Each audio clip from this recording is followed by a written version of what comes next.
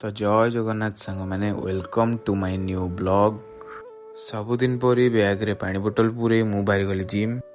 जेहेतु आज बस आसी नथिला मु बाइक नेकी गली। बाइक को स्टार्ट करिके मु बाहरी गली। इंदुपुर आसी पहुँचला परे देखिली मानस एकला बस पे वेट करिथिला। हठात मते मानस देखिकी आश्चर्य हो गला। तापरे आमे दी जण मिसिकी सांग होइके बाहरी गलु जिम। एठू आमको आउरी 5 किलोमीटर जीवा पड़िबो।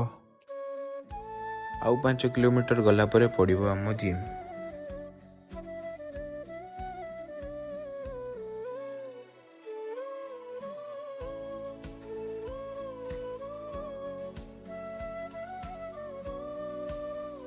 आमे आसिकी पहुँचीबा ही गलुन आउ अल्प बाट अछि।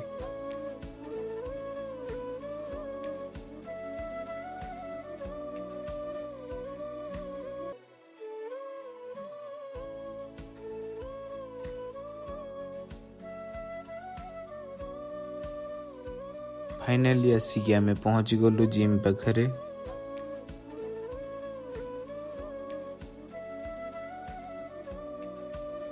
बाइक रखिदे आमे बाहरी गलु वर्कआउट करिबा पई।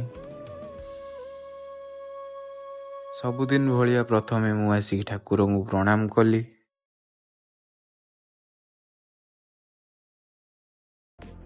तापरे मु स्ट्रेचिंग आरंभ कली।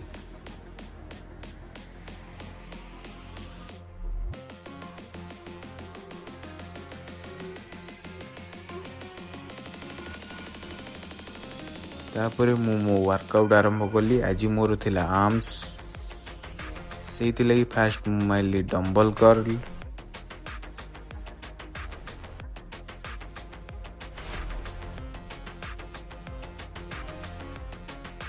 तापरे मारिली हैमर कर्ल।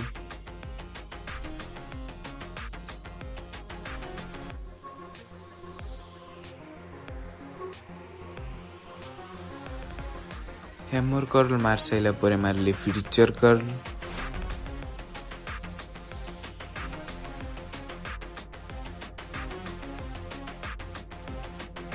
तापरे मारली बार्बर कर्ल।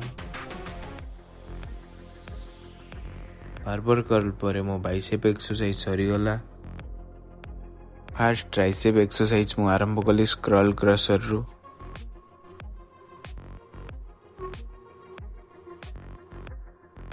तापरे मु मारली ट्राइसेप पुश डाउन।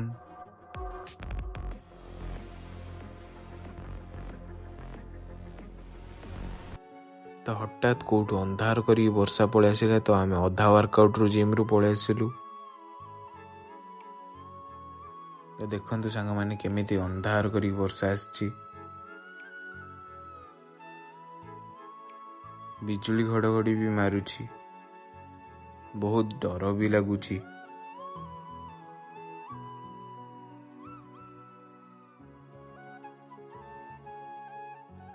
वर्षा भी टिके आरंभ हो गला किंतु आमे वर्षा रे तिंती पळे आसिलु।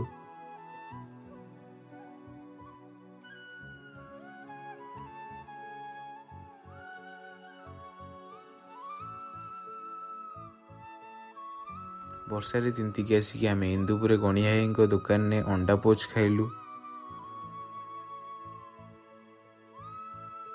तापरे गणिया हमको अंडा पोच देले आमे खाई की घर को पळे आसिलु। एउठू आम ब्लॉग सरिला। रहिलु जय जगन्नाथ। पुणी देखा अपन नेक्स्ट ब्लॉग रे।